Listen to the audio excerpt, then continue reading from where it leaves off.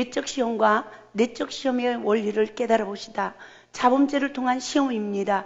시험은 두 가지로 온다는 것을 알아야 합니다. 시험을 통한 하나님의 그 큰 사랑을 알게 하시는 시험이었습니다. 한 가지 시험은 내 실수와 잘못을 통하여 오는 시험입니다. 그 시험은 말씀에 순종하지 못하여 율례의 법도를 지키지 못한 경우를 말하고 있습니다. 그 시간은 내 자신이 남에게 상처를 주는 시험입니다. 그러나 과거에 심은 것을 거두는 시험이 온다는 것입니다. 그러므로 내 잘못 없이 상처를 받는 시험을 말합니다. 이 상처는 반드시 심은 대로 거두는 아픔인 줄 믿습니다. 지난날에 남에게 상처를 심었던 것을 거두는 자신을 발견하면 지금 받는 상처는 아무것도 아니라는 것을 알게 될 것입니다. 그러나 지난날의 시간을 돌이켜보며 자신을 자족하지 못하고 상처를 준 자를 원망하고 불평하는 경우는 교만하여 나 또한 하나님의 은혜를 입지 못한다는 것을 분별하시기 바랍니다. 사람들은 자신이 받는 아픔이 가장 크다고 생각을 합니다. 그러나 내가 준 상처로 인하여 그 사람이 얼마나 아파할까를 헤아려보면 지금 내가 거두는 것이 억울하지만은 않을 것입니다. 아프기 이전에 더 아픔을 줬다는 사실을 알아야만이 현재의 아픔을 이길 수 있는 것입니다. 내가 심은 대로 거둔다면 저는 지금 더 아파야 할 것입니다. 그러므로 죄의 근원을 찾아주시는 하나님의 구속의 사랑이 진짜로 인간관계 속에 시험이라는 것을 분별하시기 바랍니다. 하나님은 아담과 하와도 죄의 근원이 자신들로 시작되었음을 깨달은 후 하나님은 그들이 온전한 회개를 할 때 가죽옷을 입혀주신 줄 믿습니다. 야곱도 머슴살이 20년 만에 에서 앞에 엎드린 삶으로 언약이 성취되었습니다. 요셉의 형제들 역시 흉년의 시기에 요셉을 바른 죄의 근원을 찾아주는 억울한 누명의 시험을 통하여 언약이 성취되어지는 복을 받았습니다. 그러나 예수님은 우리의 죄를 담당하시어 십자가에서 용서하셨습니다. 바로 그 사랑을 입었기에 내가 아픔을 준 것보다 받는 것이 작다라는 것을 분별하시기 바랍니다. 그러므로 아픔을 통하여 온전한 회개가 이루어져야 되는 것입니다. 아픔을 준 상대방에게도 내 자신이 용서를 받아야 하나님께 나도 용서를 받는 것입니다. 그러므로 원수를 축복하는 원리를 깨달아 봅시다. 율법의 저주 아래 있는 나를 분별해야 원수를 축복할 수 있는 것입니다. 저는 어느 날 큰 충격으로 마음이 아파 견딜 수 없어서 목회자의 자세와 사명을 잃어버리고 상대방의 허물을 논하는 죄를 짓게 되었습니다. 그 시간은 얼마나 아프고 괴로웠는지 말로 표현할 수가 없습니다. 가슴에 통증이 와서 견딜 수가 없었습니다. 하나님은 저에게 은혜를 주셔서 믿음에 서 있지 못함을 알게 하시고 율법의 저주 아래 있는 내 자신을 알게 되었습니다. 그 시간은 원망과 불평으로 그 사람들의 허물을 논하며 여전히 자신의 의의를 나타내는 어리석은 교만한 시간이었습니다. 하나님이 우리의 죄와 허물을 알게 하는 시간은 죄와 저주에서 해방을 시키기 위한 하나님의 사랑이지만 율법의 눈으로 밝아져 있는 나는 저는 남의 죄와 허물을 보는 눈이 밝아져 여전히 정죄하며 비판하는 율법의 눈으로 밝아져 있음을 알게 되었습니다. 그러므로 십자가의 진리는 삶이 무엇인지 분별합시다. 저는 이 진리를 깨달음을 받으며 십자가의 도를 알게 됐습니다. 내가 죽는 것이 무엇인지를 알게 됐습니다. 십자가를 지는 삶은 남의 죄와 허물을 대신 지는 것이라는 것을 알게 되었습니다. 나는 하나님의 종임에도 불구하고 십자가를 지지 못한 죄인이라는 것을 또다시 분별하게 되었습니다. 원수를 위하여 축복하고 기도해야 하는 이유를 알게 되어진 것입니다. 지난날 내가 남에게 더 큰 상처를 준 자라는 것을 알게 되었습니다. 내가 존재하는 상대방보다 나는 더 큰 죄인임에도 불구하고 주님의 사랑을 받은 자라는 것을 깊이 깨달을 수 있는 저와 여러분이 될 수 있길 바랍니다. 그러기에 저는 하나님 앞에 빚진 자라는 것을 또다시 깨닫게 되었습니다. 그러므로 상대방의 허물과 죄를 대신 져야 사명자요 열매를 맺어 영광을 돌릴 수 있는 줄 믿습니다. 이와 같이 하나님의 구속의 사랑과 섭리를 깨닫고 나니 상대방에게 받은 내면의 아픔을 치유를 받을 수 있는 구속의 은혜를 입게 되어진 것입니다. 자기를 부인하는 자만이 자기 십자가를 질 수 있는 구속의 은혜가 입혀지는 줄 믿습니다. 그 후 하나님께서 나의 마음과 생각을 바꿔주시고 사랑의 계명에 순종할 수 있도록 역사하셨습니다. 이 은혜를 잊기 전에 저는 너무나 아팠고 사명도 감당할 수 없는 영적 상태였습니다. 결국 맹인된 의인이었습니다. 그러나 이 은혜를 잊고 나니 나는 죄인이요 아픔을 준 상대방은 나를 위하여 희생당한 자라는 것을 알게 되었습니다. 아, 하나님께서는 십자가의 도를 깨달아 말씀에 세움을 주시고 원수에게까지라도 사랑하는 하나님의 자녀로 만드시기 위하여 그 많은 시간 그 원수를 나를 위하여 준비하셨구나 하고 하나님의 구속의 섭리를 다시 한번 알게 되었습니다. 그러므로 하나님은 낮아지기까지 보응하시는 하나님이신 줄 믿습니다.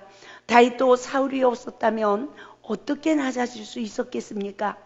요셉 역시 형제들이 자기를 먼 나라 애굽에 팔지 않았다면 어떻게 애굽의 국무총리가 되었겠습니까? 야곱 역시 10번이나 삼촌 나반으로 인하여 품삯을 바꾸는 그 독한 삼촌 나반 집에서 머슴살이를 하지 않았다면 어떻게 야복강 나루터에서 하나님과 겨루어 이겼겠습니까? 원수 같지만 결국 그 원수 때문에 다시 아버지 집으로 들어가 가나안의 정복자의 삶을 사는 것을 깨닫고 우리는 배우고 그 은혜를 우리도 입어야 된다는 것을 깨달을 수 있는 은혜가 있기를 바랍니다. 이 원수는 지난날의 내 잘못 때문이며 다 나를 낮춰서 마침내 복주기 위함인 것입니다.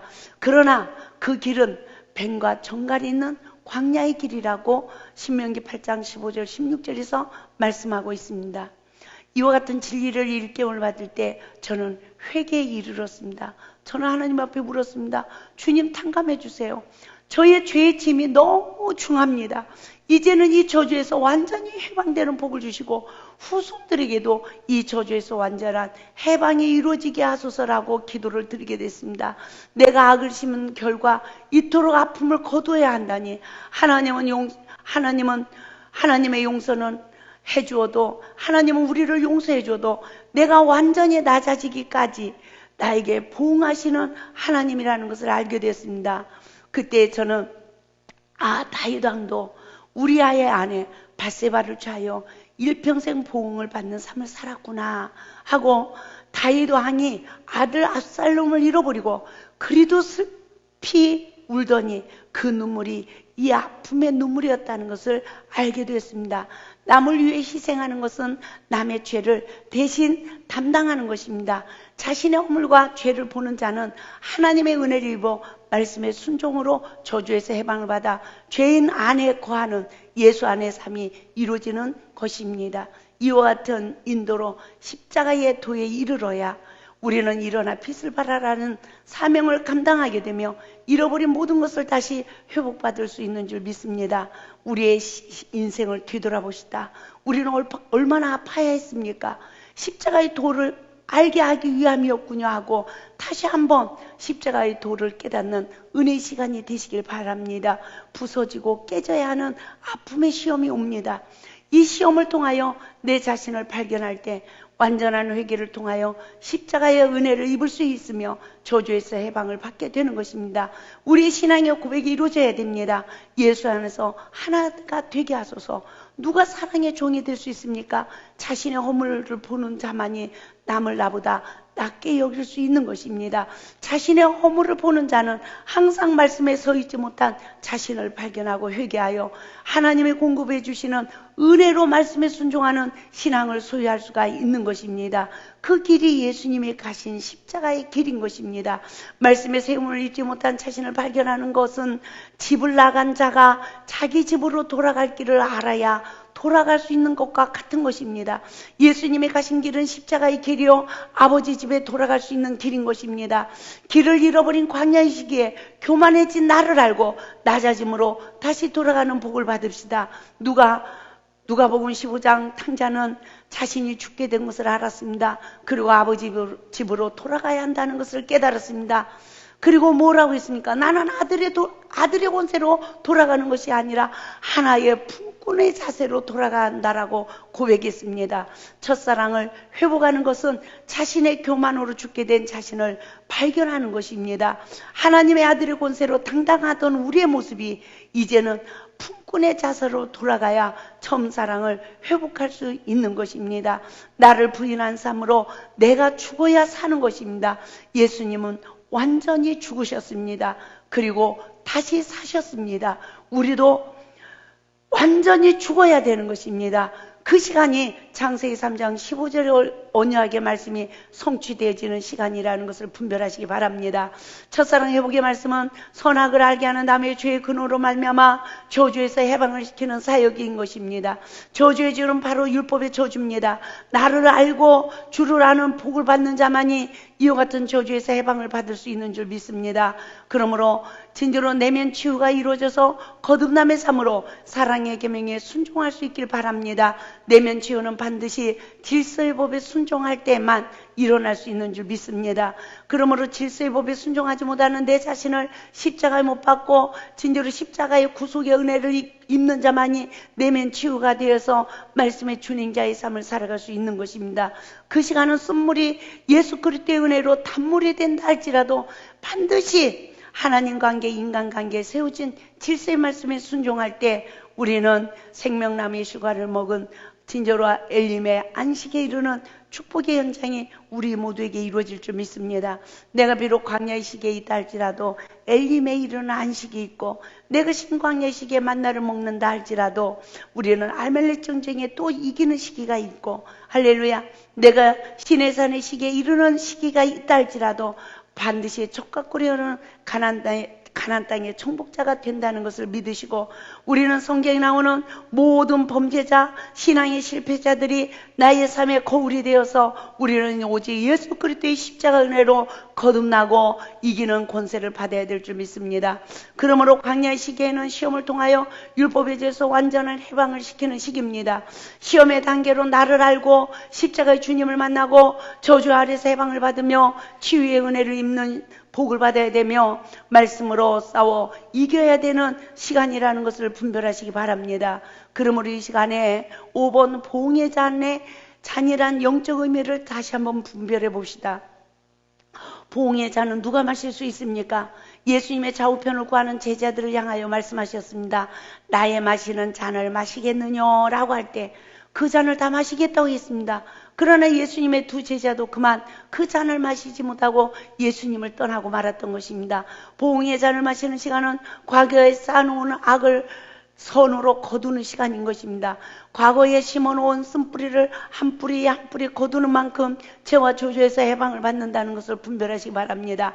생명의 성례법이 성취되는 느집의 구속의 은총을 입지 못하면 누구도 보응의 잔을 마실 수가 없는 것입니다. 많은 사람들은 저주의 줄을 끊으라고 합니다.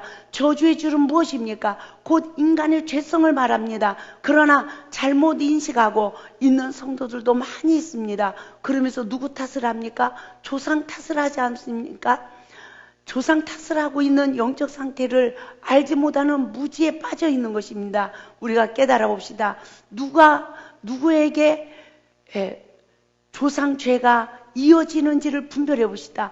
저주의 줄이라는 것은 이어진다는 것을 말합니다.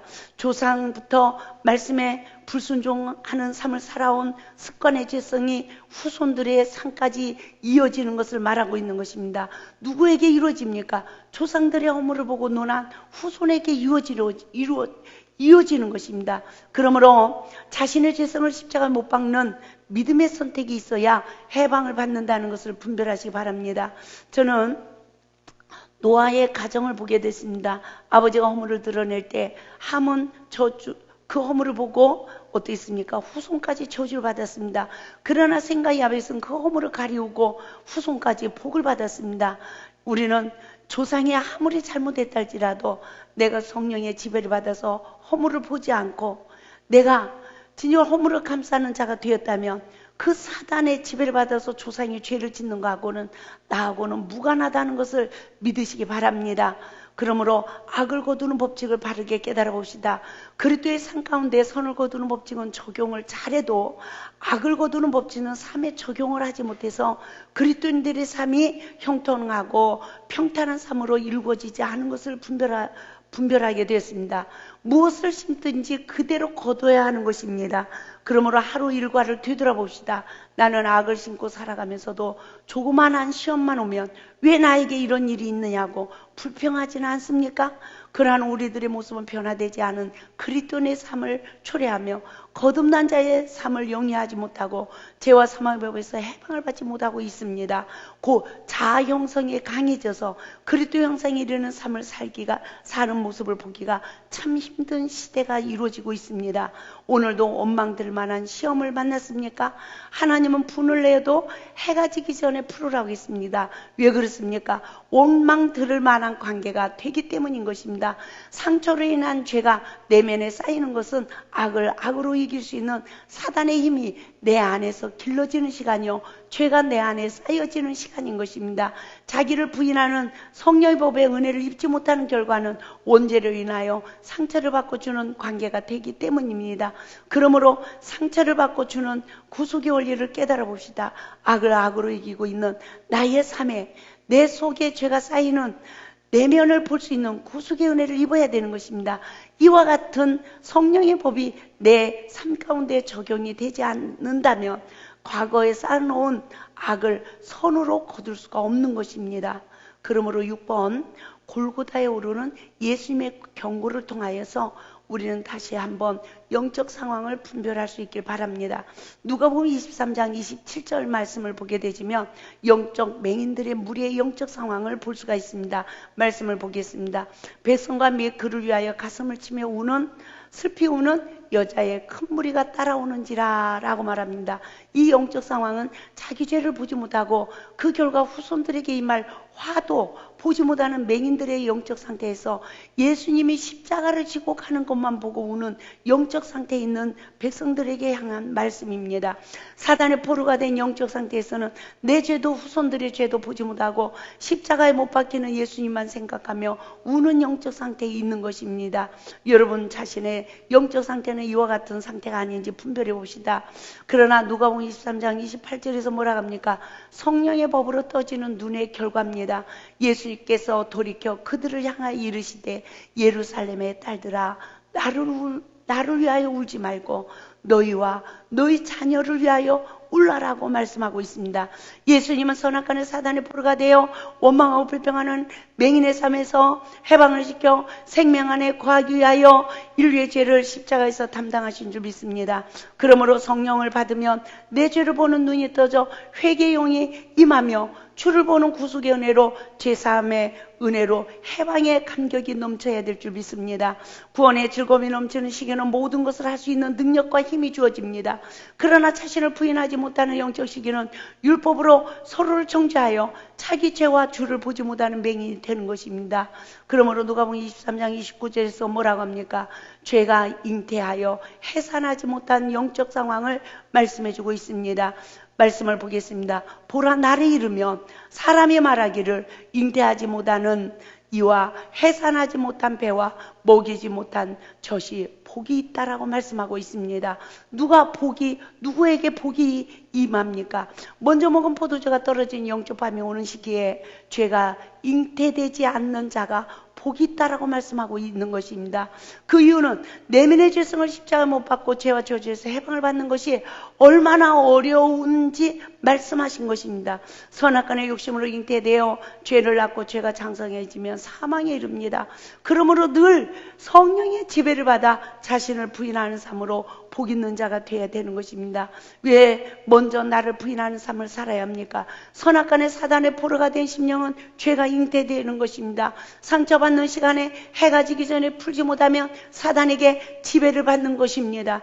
여기서 해가 진다는 것은 서로의 잘못을 시인하고 원망들 만한 관계를 풀지 못하는 영적 어둠이 온다는 것입니다. 그 시간은 죄가 잉태되어 내 안에서 죄가 장성해져 결국은 사망에 이른다는 것을 말씀하고 있습니다.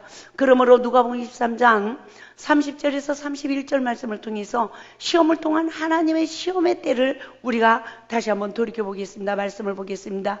그때의 사람이 산들을 대하여 우리의 무너지리라 하며 작은 산들을 대하여 우리를 덮으라 하리라. 푸른 나무에도 이같이 하거든 마른 나무에는 어떻게 되리오라 하시니라 했습니다. 무엇이 무너집니까? 여기에서 사는 시험을 말합니다. 시험을 만날 때 여러분 믿음이 무너지지 않습니까? 나를 부인하여 죄와 저주에서 해방을 받을 수 없다면 믿음을 잃어버리게 될 것입니다. 큰 시험도 작은 시험도 이길 수 없는 힘, 이길 수 있는 힘이 인간에게는 없습니다. 그러므로 이와 같이 진저로 큰 환난의 시기가 처음 사랑을 잃어버린 백성들에게 주어진다는 것을 분별하시기 바랍니다. 누가복음 23장 39절에서 43절 말씀을 통하여 두 행악자의 영적 상황을 분별하시기 바랍니다. 말씀을 보겠습니다. 달리는 행악 중 하나는 비방하여 이르되 내가 그리스도가 아니냐 너와 우리를 구원하라 하되 하나는 그 사람을 꾸짖어 이르되 내가 동일한 정죄를 받고서도 하나님을 두려워하지 아니하느냐 우리는 우리가 행한 일에 상당을 봉을 받는 것이니 이에 당연하거니와 이 사람이 행한 것은 옳지 않은 것이 없느니라 하고 이르되 예수여 당신의 나라에 임하실 때에 나를 기억하소서 하니 예수께서 이르시되 내가 진실로 내게 이르니 오늘 내가 나와 함께 낙원에 있으리라 하시니라 라고 말씀해 주셨습니다. 두 행악자의 결말을 분별해 봅시다. 왼편 강도, 오른편 강도의 결말입니다. 왼편 강도는 정죄의 영에 포로된 자입니다. 오른편 강도는 늦은 비의 구속의 은혜로 성령의 지배를 받는 자입니다. 선악과를 먹은 아담의 후손으로 대한 인류는 다 말씀에 불순종하는 행악자입니다. 그러나 오른편에 있는 강도에게는 구원받은 자의 성화가 이루어져 그리스도 형상에 이르기까지 자라는 역사가 이루어지는 줄 믿습니다. 시험이 올 때마다 성령의 법으로 왼편의 강도의 영적 상태가 나라는 것을 깨달아야 우리 또한 오른편 강도의 고백을 할 수 있는 은혜가 주어지는 구속의 원리를 분별해 봅시다. 우리가 여기서 다시 한번 깨달아 봅시다. 우리는 다 행악자입니다. 그런데 왼편 강도의 고백과 오른편 강도의 고백의 차이점을 분별해 봅시다. 왼편 강도는 자기 죄도 보지 못하고 주도 보지 못하고 결국은 예수님까지 원망하는 자가 되고 말았습니다. 그러나 오른편 강도는 자기 죄를 알고 주를 아는 구속의 은혜를 입게 됐습니다. 왜 그렇습니까? 누가 그 은혜를 입을 수 있습니까? 내가 왼편 강도였구나. 그동안 나를 보지 못했구나. 주님도 알아보지 못했구나. 그래서 내가 지금 십자가에 못 박혔구나. 내가 이렇게 보응의 잔을 마시는구나. 내가 총죄를 받았구나. 이것을 구속의 은혜로 하는 은혜를 입어야 내 영혼을 주께 부탁할 수 있는 은혜가 주어진다는 것을 분별하시기 바랍니다. 내 자신도 주님도 보지 못하고 원망불평하는 삶을 살아온 나를 발견할 때 내가 왼편 강도였구나 라고 바른 변론을 할 수 있는 은혜가 주어질 줄 믿습니다. 그러므로 왼편 강도와 오른편 강도의 영적 상황을 우리는 분별해야 되는 것입니다. 왼편 강도는 나도 주도 보지 못하는 맹인의 삶으로 원망하고 불평하다 광야에서 죽는 이스라엘 백성들의 영적 상태를 비유하고 있습니다. 그러나 오른편 강도는 왜 내가 정죄를 받아 십자가에 죽어야 하는지, 왜 이 봉의 잔을 마셔야 하는지를 아는 영적 눈이 성령의 법으로 떠진 줄 믿습니다. 말씀을 먹어야 하는 영적 시기에 성령의 법이 성취되어 그는 그리스도의 형상이 이르기까지 내면의 속사람이 자라는 것입니다. 용서하고 용서받는 자는 이와 같이 성령의 법이 성취되어 성령의 소욕을 이루어 하나님 나라의 유업을 받는 자가 됨을 믿으시기 바랍니다. 그러므로 7번 여호와께 연합한 이방인의 영적 상황을 분별해 봅시다. 이사야 56장 3절 말씀에서 말씀하신 그 하나님의 뜻은 이방인들을 구원하시는 하나님의 사랑을 잘 나타내주고 있습니다. 그러므로 이사야 56장 3절 말씀을 보겠습니다. 여호와께서 연합한 이방인은 여호와께서 나를 그 백성 중에서 반드시 갈라내시리라 말하지 말며 고자도 나는 마른 나무라 말하지 말라라고 했습니다. 선악간의 사단의 포로가 되어 육신을 쫓아 육체의 소욕을 이루어진 영적 상태에 이른 자를 말하고 있습니다. 처음 사랑을 잃어버린 영적 상황입니다. 이른비의 성령을 받았지만 예수의 생명을 잃어버린 자를 뭐라고 합니까? 고자라고 비유해주고 있습니다. 그러나 고자라도 마른 나무라고 말하지 말라는 것입니다. 그 말은 다시 회복이라는 기쁜 소식의 복음이 되는 줄 믿습니다. 먼저 먹은 포도주가 떨어진 영적 상태에 이르렀지만 나중 마신 포도주 역사의 결말을 말씀하신 것입니다. 그러므로 성령의 법으로 사망의 실존을 발견할 때 이사야 56장 8절에서는 이스라엘에서 쫓겨난 자를 모으시는 주 여호와가 말하노니 내가 이미 모은 본 백성 외에 또 모아 그에게 속하게 하리라. 이 말은 하나님께 속하게 하리라는 것입니다. 믿습니까? 그러므로 처음 사랑을 회복하려면 무엇을 결단해야 합니까? 이사야 56장 4절 5절 말씀을 보겠습니다. 여호와께서 이같이 말씀하시기를 나의 안식일을 지키며 나를 기뻐하는 자를 선택하며 나의 언약을 굳게 잡는 고자들에게는 내가 내 집에서 내 성 안에서 자녀보다 나은 기념물과 이름을 주어 끊치지 않게 할 것이라고 했습니다. 하나님의 은혜를 공급받는 겸손한 자는 반드시 주의 규례와 법들을 지키고 순종할 수 있는 은혜를 공급받는 것입니다. 예수님이 이 세상에 오시고 속죄의 어린 양이 되신 이유는 에덴의 근원을 회복시키기 위함이며 창조의 질서의 법을 세우기 위함인 줄 믿습니다. 생명이 없는 마른 나무라 할지라도 고자라 할지라도 반드시 언약의 말씀이 이루어져 생명 안에 거하는 믿음의 삶을 살게 된다라는 것을 이사야 56장 3절에서 우리에게 말씀해주고 있는 것입니다. 우리가 이 시간에 안식일을 지키라는 영적 의미를 분별해 봅시다. 이사야 56장 4절에서 뭐라 합니까? 여호와께서 이같이 말씀하시기를 나의 안식일을 지키며 그랬습니다. 영적 마름의 시기에 이르러도 나는 마른 나무라 말하지 말라는 것은 마른 나무를 무성케 하시는 하나님의 구속의 계획을 알고 인내하라는 것입니다. 그러므로 안식일을 인내함으로 지키라는 것입니다. 믿습니까? 이사야 56장 4절에서 뭐라 합니까? 하나님의 기뻐하는 것은 선택하는 믿음입니다.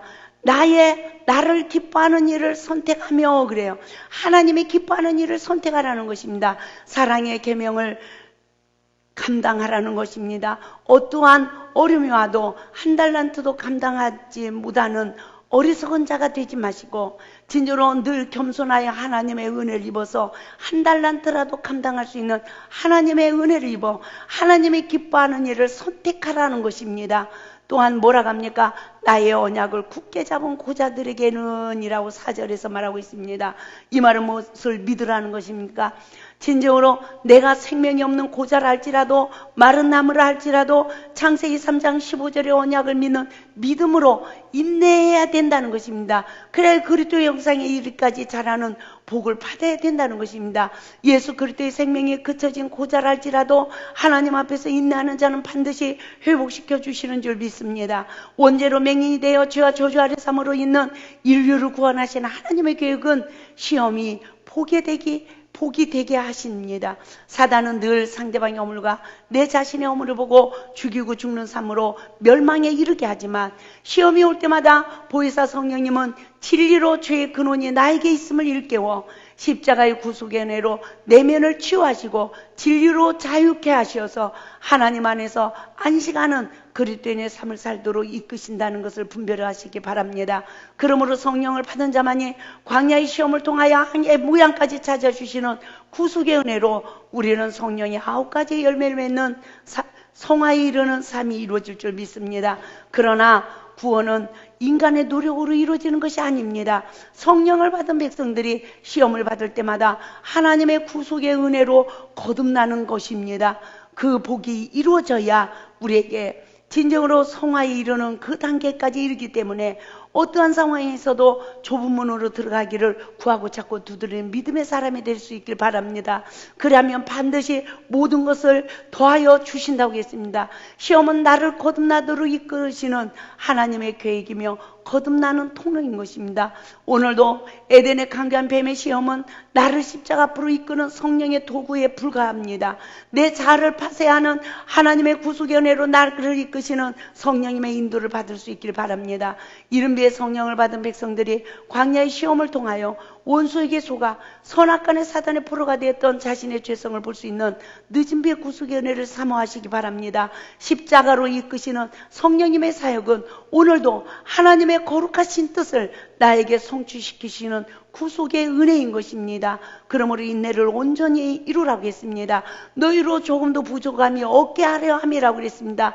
지혜가 부족하면 꾸짖지 않고 주시는 하나님께 구하라고 했습니다. 그러므로 두 마음을 품은 자는 응답을 받지 못한다는 것을 분별하시고 시련을 견디어낸 자에게 생명의 면류관을 얻게 하시는 성령의 법이 성취되어지는 축복으로 점사랑을 회복하여 하나님 나라의 의를 이룰 수 있길 바랍니다. 십자가를 통과하는 자는 내면의 상처를 받은 의가 파수되어 진리로 자유해지는 것입니다. 맹인올 때 하는 원인은 하나님의 일을 나타내고자 하기 위함이라고 했습니다. 그러므로 선악간의 사단의 포로가 되어 맹인된 내 자신을 발견하는 성령의 법의 사역으로 말미암아 우리는 인류가 다 십자가의 구속의 은혜로 진정으로 영광스러운 부활의 실체가 되어야 살아계신 하나님께 영광을 돌리게 될 줄 믿습니다. 그러므로 부활의 주님은 오늘도 우리에게 뭐라 합니까? 성령을 받으라. 편안할지어다. 할렐루야. 예수 안에서 안식하는 복을 내 안에서 이루기를 간구합시다. 그리스도의 평강으로 나를 사로잡으소서라고 간구합시다. 처음 사랑을 회복하여 하나님 안에서 안식하는 복을 누립시다. 할렐루야.